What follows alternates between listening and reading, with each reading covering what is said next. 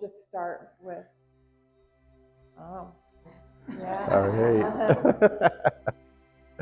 Well, I do appreciate you all coming. Sherry had said that it's a crazy night, and tomorrow night's gonna be crazy also with all the things going on in town.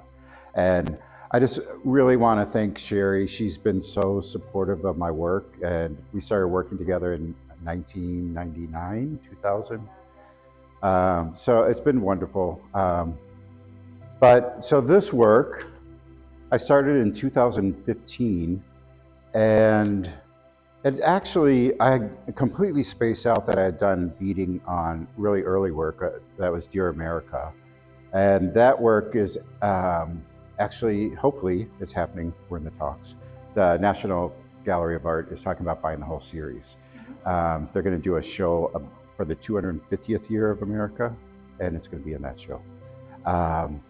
But so I started doing this work, and I actually started out as a painter, and then I took 10 years off from undergrad to grad school, and I was like, I gotta get back to my art. And so I decided to switch over from painting to photography for the immediacy of it. And then I started doing this work, which can take up to 150 hours for one piece. And so I just recently hired this past year, or a year ago, my nephew. So he's been helping me also make these pieces, which has been great. But where it all came from is, and I kept trying to think of a title. Have you guys heard of Tanya Tagak? She's a throat singer. And we went to go see her, my mother and I and family, and my mother said there were strong, unrelenting spirits in the room. And I was like, that's the title of my show. And so where it all came about was, as a child, my mother went to this medicine man in Rosebud. His name was Robert Steed. And we were in a room, and it was like a building. It was a little bit bigger than this. But everybody was sitting along the walls, and they had shut all the lights off. And then the women started singing, and they were drumming. And the Sioux come from the Ho-Chunk. And so my mother could understand what they were saying, and they were asking for the spirits to come in.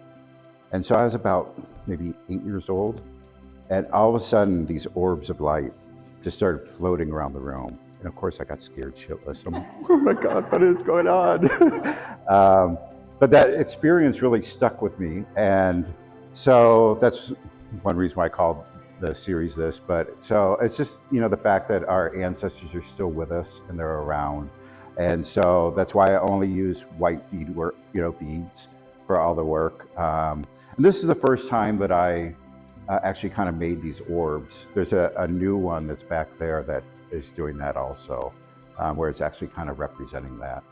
But a lot of the stuff I'm taking from old either beadwork, or we also used to make twill bags, and that's one behind you, is a design off that. So I do a lot of research going through, museum collections, and I just make folders and folders of Ho-Chunk things. And I'm only photographing Ho-Chunks. And I'm trying to think what else. And I get to go all over the world and look for beads, which I'm excited about. But so a lot of them I use are actually vintage beads. Like a lot of those on that piece I got from Paris when my niece graduated. My brother found this, it was great. He was there the year before visiting her. He's like, I found this place with beads. And they have like a normal store that doesn't really have that much in there. But if you pay $1,000, you get to go to the secret room that's upstairs. I was like, oh, that's easy. So I got up there, and I need to actually go back, and I'm hoping to go to Prague next and go look at Czechoslovakia to check out beads there. But that's pretty much it. I don't know if any of you have any questions.